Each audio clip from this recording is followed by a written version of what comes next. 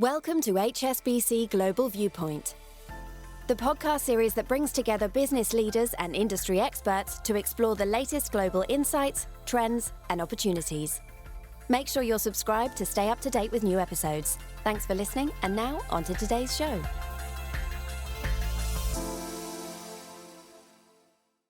This is a podcast from HSBC Global Research, available on Apple Podcasts and Spotify. However you're listening, analyst certifications, disclosures, and disclaimers must be viewed on the link attached to your media player.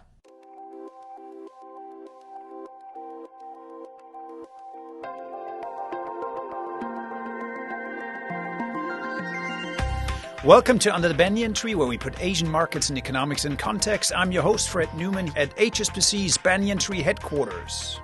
As the global effects of U.S. tariffs begin to take hold, we're looking at key Asian economies in a new light. Today, we'll bring you the views of ASEAN economist Yun Liu, who looks at Vietnam, Singapore, and Malaysia, Choi, our Korea and Taiwan economist, and Asia economist Jun Takazawa, who's here to talk specifically about Japan. Much to discuss, so let's get started. From HSBC Global Research, you're listening to Under the Banyan Tree.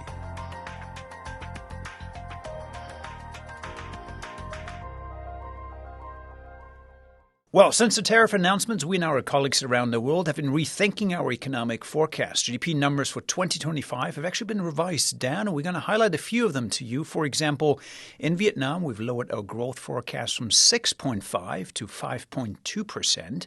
In Taiwan, another very exposed economy, we've revised downwards the GDP forecast from 3.1 to 2.8%. And we only see about 0.7% growth in Japan and Korea this year, both revised down from above the 1% mark. So pretty meaningful downward revisions, although it's not the end of the world. It's not a recession. Let's talk about some of these downward revisions. Southeast Asia, Yun, you cover Vietnam, you cover Malaysia, you cover Singapore, and some of these forecasts have been tweaked lower. Why is that? Why is now growth lower just because of the U.S. tariffs? How does it actually impact these economies in Southeast Asia? Yeah, I mean, the tariff is definitely the main drag here. But I mean, it actually goes through two mechanisms of transmission. So in terms of trade, for now, we're still not really entirely clear where the tariff direction will go, even after the 90-day of tariff pause. But I think the other thing, especially for all these export-oriented economies in Southeast Asia, that have benefited so much from the FDI relocation. But the tariff very much put investors on a very cautious footing. So Vietnam is a very good example here. It has received a lot of investment, quite broad-based, but in recent years, we have seen a large portion coming from the Greater China region. So I think this lack of tariff clarity will very much impact Vietnam through an FDI. That's interesting. So it's not the exports themselves necessarily, but it's really the secondary channel investment that you highlight is important. It's the uncertainty around what future tariff policy will be, which is so detrimental to investment decisions. Understandable. Businesses probably hold back on expanding their factories. Exactly, yes. Now, Jen, I want to come to you. Now, you cover Korea and Taiwan, and one of these economies, Korea, is quite a bit weaker than Taiwan. Why is one better than the other? Why would Taiwan kind of perform better than Korea?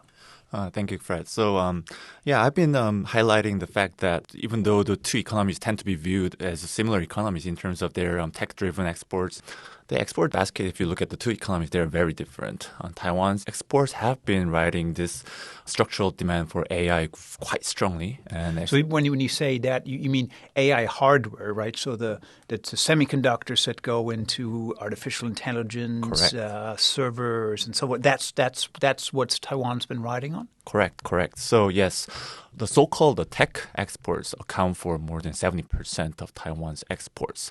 Meanwhile, yes, Korea's exporters have been enjoying some boost in terms of the AI-related demand as well. But then if you look at the semiconductors, at its height, it's only 20% of overall exports. Whilst if you look at the other parts of the Korea's exports, over the last year's export recovery, actually hasn't been going anywhere. It's been actually just moving sideways. That's interesting. So you have really two very high-tech based economies. But what you're saying is that Taiwan has a much larger exposure to AI and semiconductors in particular, whereas Korea also exports cars, petrochemicals, ships, Correct. a lot of other stuff that hasn't done as well, and this will be impacted more by tariffs? Sure. Yes, exactly. So please don't get me wrong. Of course, there's a lot of uncertainty, and we'll have to hear how the negotiation between these economies and the U.S., especially on the sectoral tariffs on autos and semiconductors, pan out. Having said that, though, the main reason I would like to highlight for this downgrade is that, especially for Korea, is that its exports is very susceptible to global demand, which we are now expecting to slow across the board. So that's an indirect impact, right? So it's not just a tariffs per se, but it's just the fact that the global economy might slow, and therefore that impacts demand for exports as well. Jun, let me bring you in here. You also cover the Japanese economy. Now, in some ways, the Japanese economy shares some features with the Korean economy. If we think about high-tech exports, car exports, for example, I guess a lot of the goods are similar. Not all of them, but there are some similarities there. But what's the impact going to be in Japan's exporters here? Thanks, Fred. So in terms of Japan, I think let's throw out some numbers here. In terms of what Japan exports to the U.S., around 30% is comprised of cars. And so certainly when we think about sectoral tariffs, that has a big downward drag on export momentum for Japan. The other part in terms of the reciprocal tariffs also impact Japan in the sense that when we think about overall Japan's exports to the U.S., it does comprise about 20%. And so that is quite sizable. And so it is going to affect Japanese manufacturers and exporters. And that we've cut our growth forecast for Japan. So the primary reason is kind of the expectation that there be lower demand in the U.S. for Japanese goods, partly in result of tariffs, partly because of weaker U.S. growth as well. Exactly, yes. And also we have to be careful about the indirect effects of this global shock. It's something that I think a lot of people do tend to underestimate. In terms of Japan's other major export goods, if we think about industrial machinery, equipment, heavy-duty factory equipment, upstream in the supply chain, how other trading partners' trading activities also get affected does weigh down on Japan as well. Which is something that Yun actually mentioned, right? So you mentioned that actually one of the key channels of impact on Southeast Asia is the reduction in investment, not just exports, but actually investment. And so these investment goods come from somewhere, and they come often from Korea, Jin, right? Korea and of course in Japan as well. And so I think what's interesting, what you guys are mentioning, is that we shouldn't just think of tariffs impacting just the exports that go from specific economies to the U.S. We should also think about the investment impact. We should think about the global growth impact, all of them interlinked. And that sits behind of these downward revision to forecasts. Now, Yun, let me come back to you. So there is a drag here. What can local policymakers do to kind of cushion the impact? Because in many ways, that's kind of out of their hands, right? They can obviously try to negotiate a deal with the United States, get a bit more clarity. But domestically, is there anything you can do to kind of cushion the impact on economic growth? Yeah, I think in some ASEAN countries, policymakers are trying to encourage more domestic demand to sort of offset some of the external risk here. So, for example, Vietnam, private consumption, probably not, because private consumption still requires a little bit of more recovery. It's still subdued. So the best hope here is, encouraging mega infrastructure projects here. And this is a playbook that Vietnam wants. On the other hand, the other country here I want to mention here is Malaysia, who is, relatively speaking, in a slightly better position compared to everyone else in Southeast Asia in terms of this domestic resilience. So private consumption is still quite decent, partially also because of the ongoing generous subsidies. Public investment, the FDI part here, we put a question here, but I think the public investment here, really Malaysia is witnessing an investment boom here. So at least for some economies, they can partially offset some of the tariff risk. It's interesting. You mentioned domestic demand, right? You said consumption, maybe yes, a little bit. There's a bit more room. Of course, in Southeast Asia, you have a lot of potential catch-up on consumption structurally. Yes. But Jin, if you think about an economy like Korea, on the domestic side, because of demographic aging, for example, it'd be harder to offset any drag from exports. Is that correct? Or is there something policymakers can do in Korea? Well, so getting back to the export discussion, so we know that the impact is likely to be more broad-based, right? Not just the Korea-U.S. exports. So that means that the room for offsetting that is a little limited from the policymaker side, meaning that some cyclical response from the policy side would be much more needed this time. And I would like to stress, Fred, that with the exports likely to slow further this year, it's going to have impact on the pace of domestic demand recovery, meaning all the more reason for policy support. It's interesting you say that because obviously in economies that are highly export-oriented, like Korea, for example, as exports slow, it tends to also then slow down domestic consumption because the two are so interlinked. So I think you're right to highlight this. And therefore, there's even more reason for countercyclical policies like a fiscal stimulus, for example. We should also actually mention that in China, we have similar problems, right? In China, we are talking about the need for fiscal stimulus because of the drag on exports. And there, too, you face the risk that domestic consumption and demand will not be strong enough to offset the drag from exports. But Jun, on Japan, there has been some hope coming into this year that actually domestic consumption would be stronger. We see very strong wage growth coming in. There might actually be a bit of tailwind already from fiscal policy. How worried are you about the risk that consumers are pulling back with all the ongoing uncertainty in the global economy, with Japanese exporters maybe suffering? Is there going to be an impact on the domestic economy in Japan? So I think in terms of the near-term trends, what we've seen in terms of high-frequency consumption data is that it has been holding up steadily, but this is partly because of the fact that high food prices have been weighing down on sentiment. But on the other hand, as you just mentioned, nominal wage growth prospects have been considerably healthier in recent years. And so in terms of the domestic demand picture for this year, at the very least, it certainly should be a much better one relative to prior years. Some resilience on Japan, and presumably the surge in tourists in Japan doesn't hurt either for domestic activity in general. But I think this is a great time to take a quick break. And when we come back, I want to shift the conversation a little bit. It's all so negative when it comes to tariffs and we're downgrading growth, etc. Let's talk about some of the more positive aspects about these economies.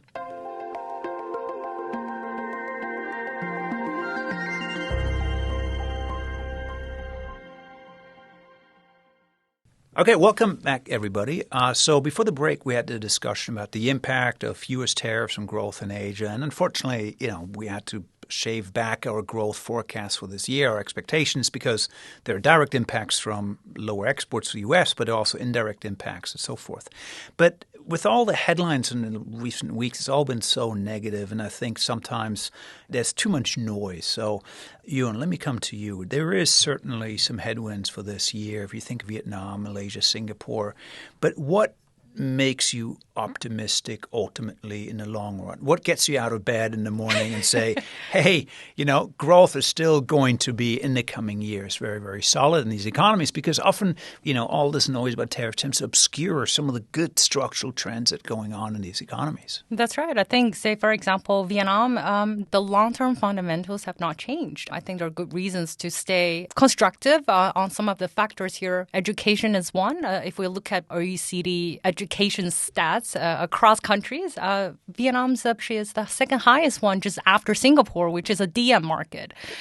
So I think Vietnam really has been doing quite a lot in terms of, improving productivity, in terms of getting more of the higher end of the investment and climbing up the value chain. Very hardworking population as well.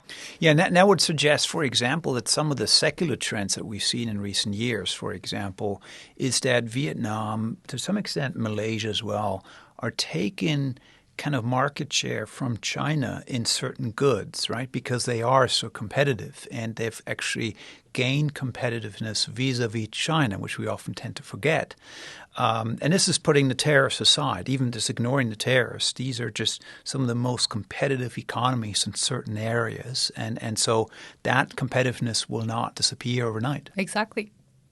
So Southeast Asia, we have certainly this competitiveness, Jin. If you think about just the outlook for Korea, what are some of the reasons to be maybe a bit more optimistic? Right. As being Korean, I cannot risk sounding too pessimistic about my own country. So let me just flip the attention a little bit to the domestic demand recovery story here. Korea's growth recovery over the past 2 years has been very much export-driven. And it's no surprise given the Bank of Korea had to hike its policy rate by 300 basis points in a very short span of time in order to fight inflation. Now its monetary policy loosening is going on. And let me bring the election story here. Of course, we have a lot of uncertainty regarding the outcome of the elections, but then I think the election itself allows, through the clarity in terms of Korea's political leadership, it allows for the government to make the needed fiscal loosening in order to fight the slowing growth, regardless of what the outcome is. Which is a reminder, I think we had a lot of political uncertainty, of course, in Korea, and that contributed to some of the underperformance in recent quarters. And so if that domestic uncertainty kind of fades and we get more clarity, then in itself should provide a decent lift, even if exports are still struggling with stiff headwinds. So there are some positive coming through on a domestic side. But Jun, if we turn to Japan, we already hinted at this. Tourism, is that a big driver still? Yes, I think if there is one bright spot that we can always highlight for Japan in recent years, it has been inbound tourism. We continue to see record monthly arrivals exceeding 3 million. Part of that has been, a weekend story, but I think recently there has been the opening of the World's Expo in Osaka that should continue to also support the monthly momentum that we currently see. So you're saying anybody who missed the cherry blossoms this year can still go to Osaka for the expo? Yes, there's many things to do in Japan. But I think that also kind of alludes to another point I want to highlight, and that is that when you have these external forces that come into Japan in terms of per capita spending increases or pressures in a sense where businesses are incentivized to invest in sort of infrastructure, for instance, convenience stores, installing more and more digital cashless terminals. There's many different ways that increased tourism inflows could spill over positively onto the domestic economy. Which is something we see not just in Japan but across Asia, right? The continued adoption of technology, China, of course, leading it, but in Korea as well. We have fintech coming in. We have new payment methods that all improves productivity. So that's a great example of how sometimes these tourism flows spur broader changes in the economy. But since you mentioned tourism, of course, inbound tourism into Japan, very big, but in other countries as well. Vietnam, Malaysia, tourism is very big. Here where we sit in Hong Kong, and I hear that Hong Kong will soon welcome a big Korean star, Jin. Who is that? Well, this is the time I have to make sure that I don't sound too old. But you could defer to Yun, who is obviously decades younger, and therefore, so Yun, who's coming to Hong Kong? G-Dragon is coming. G-Dragon. Yes. Now, who's G-Dragon? G-Dragon is the K-pop king for quite a long time. Actually dominating. Now, when you say quite a long time, is he sort of Elvis Presley of K-pop, or is he younger than that? He is probably about our generation, if I may say, but very talented, and he just made a comeback this year. And now he's doing his world tour this year. He's going to come to Hong Kong in the summer. Oh, so another big music event in Hong Kong. And you've written about this new emerging industry of concerts in Asia. Yeah, Fill us exactly. in on that. Last year, we saw concert economics in Singapore. This year, probably concert economics in Hong Kong. Oh, there you go. So, see, there's not just tariffs. There's also G-Dragon and his concerts. And maybe we got the G-Dragon pulling us out of this tariff rut and helping to drive growth on the services and tourism side. So thank you very much, guys. This was very enlightening. I'm sure we'll be back checking in with you because it's an evolving story. But I'll certainly have to wrap up here and get my G-Dragon tickets. So thank you. Thanks, Fred. Thank you very much. Great to be here. So that's a wrap for another week under the Banyan Tree. Thanks for joining us, and please listen, follow, and subscribe. You can find us wherever you get your podcasts. Our sister podcast, The Macro Brief, is also available for a global take on the economic stories shaping policy and moving markets around the world. Under the Banyan Tree is an HSBC Global Research production. We'll be back again next week.